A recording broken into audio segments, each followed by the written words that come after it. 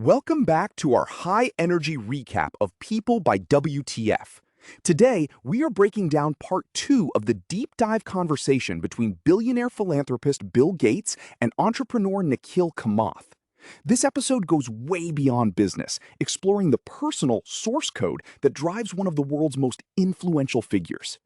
Nikhil starts by diving into Bill's new book, Source Code, noting how lucky Bill was to have access to computers so early. But he quickly pivots to a common theory, that massive success is usually born from childhood trauma. Bill, however, isn't buying it. The book covers Bill's journey from a young age through the founding of Microsoft, offering a candid look at his upbringing.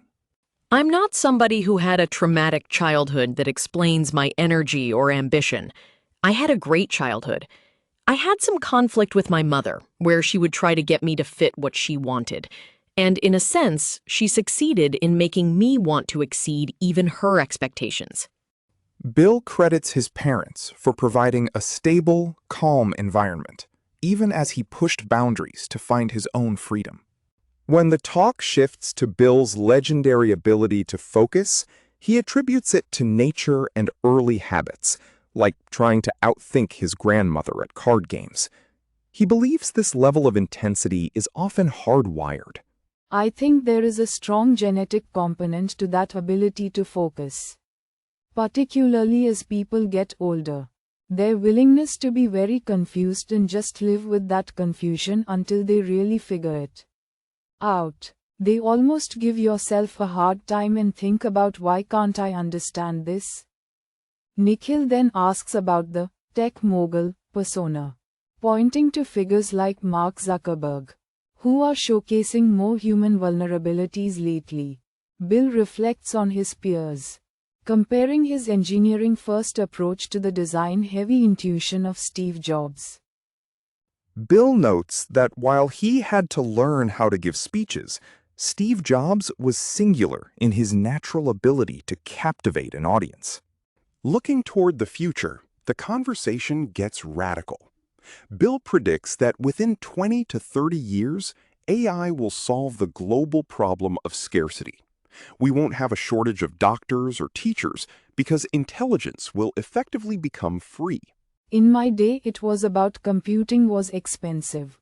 It became free. Now it's intelligence. Like a doctor's intelligence is scarce. But AI will come in and provide medical IQ and there won't be a shortage. This leads to a philosophical debate inspired by economist John Maynard Keynes. What will humans do in a world where work is no longer a requirement for survival? Bill admits that humans are naturally competitive and will likely find new hierarchies. Perhaps through creativity or sports. He then opens up about his own motivations, explaining that the transition from Microsoft to his foundation changed his mental state from one of fear-based competition to something more fulfilling. Even with his success, Bill highlights the wisdom he's gained from friends like Warren Buffett, emphasizing that personal relationships matter more than business wins. I find like I don't feel altruistic. I feel like even when you quietly do something good in terms of giving away money which does something for someone, it is almost more intoxicating than a capitalistic pursuit which is making money. So they're both highs.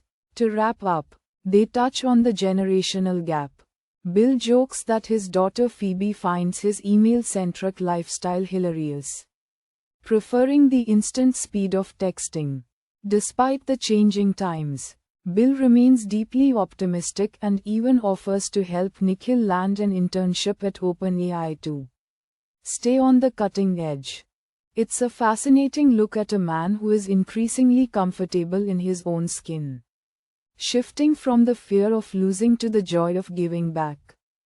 That's a recap of part 2. From the genetic roots of focus to a future of free intelligence.